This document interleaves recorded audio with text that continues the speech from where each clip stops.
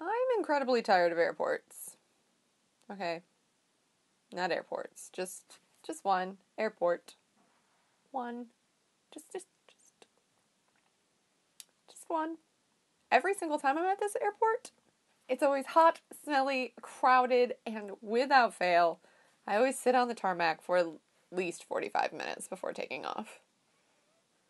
Let's talk about their choice of seating in this particular airport. Who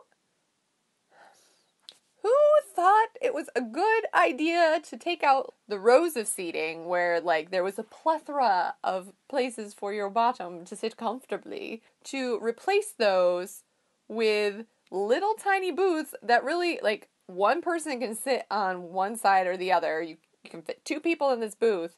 Sometimes they have bigger ones where you can fit 4. Who in their right mind thought that was a good idea? I don't. I'd like to meet that person and flick them right in the forehead. Just, And the way that they sweeten the deal is like, ooh, look, shiny iPad, that kind of works. But not really. So not only is there not enough seating to go around, so people end up, like, sitting on the floor or standing in the sweaty, gross mess of people, but every surface is covered in, like, grime and dirt and just food particles. Okay. Done ranting about that particular airport because my last experience, although it was still a really ridiculous experience like the others, I can't blame them for this. I can't. But it's a story, and I wanted to share with you my adventures. I have fun with my adventures. So this last time I ventured home, I got on my first flight, which was a little bit delayed, but they were optimistic that our next location would get us to where we needed to go. We finally make it into our connecting airport, and thunderstorms converge. Like Zeus himself called them, with bolts of lightning out of the sky.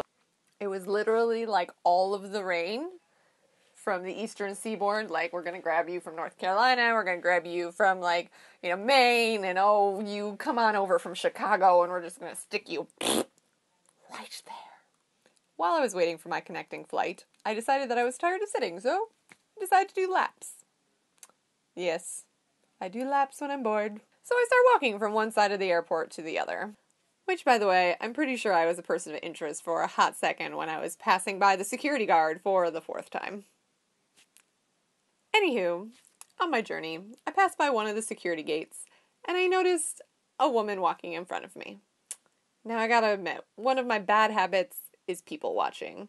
I like noticing people around me and what they're doing and just kind of observing. I find people fascinating. I just do. So, I noticed this particular woman because she's got a really cute, like, boho outfit, right? I like style, I like fashion, especially boho stuff. So she had this really cute wavy skirt and a big chunky scarf and had her hair up in a messy bun. I was like, oh, cute. Oh, win. Thumbs up. Until I got a better look at the skirt. The skirt was a very lovely, sheer, white, long, kind of flowy skirt. But the problem with the flowy skirt that is white and very sheer is that you kind of need to wear the appropriate undergarments.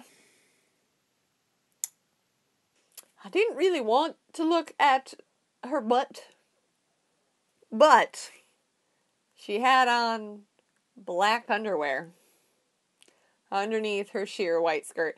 Now, please feel free to correct me if I'm wrong, that this is not some new fashion trend that we're starting here in the US, the dark underwear with the light, because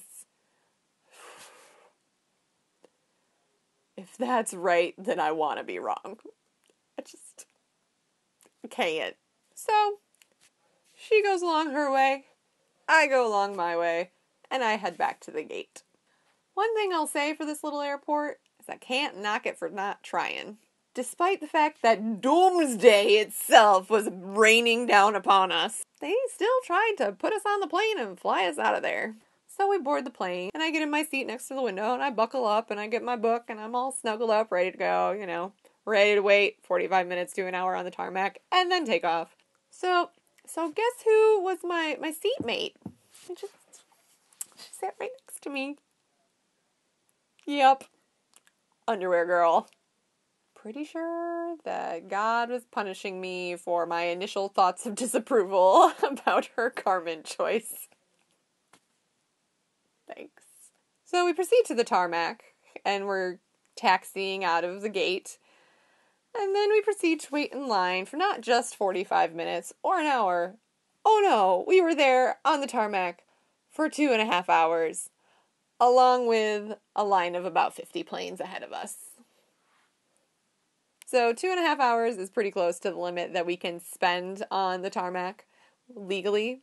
During this whole process, Underwear Girl is getting more and more agitated, more and more frustrated, and she's starting to kind of shift in her seat and, you know, mutter things under her breath. And I, the imbecile that I am, think, oh, if I show her the radar on my phone, maybe that'll help calm her down, just to see that, you know, you're not getting out of here tonight, just accept fate.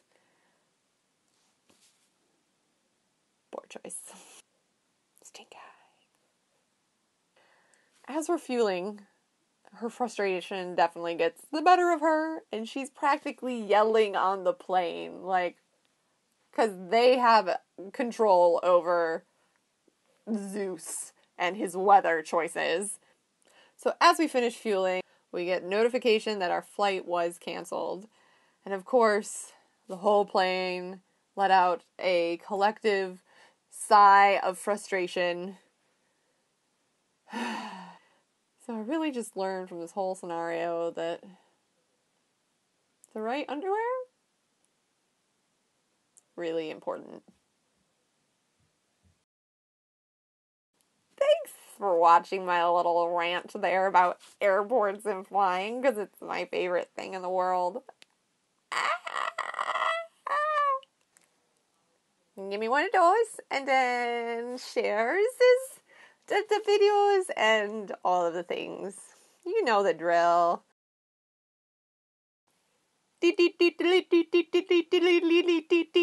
Newsflash! Gina and I are going to be in San Francisco for about a little over a week, starting on the 30th of this month, and then we'll be there until like the 6th or so, and we're going to be doing some crazy video stuff. So if you're in the San Francisco area and want to meet up, leave a comment down below. We'd love to meet you. Also, other breaking news. I should just stop trying to do that.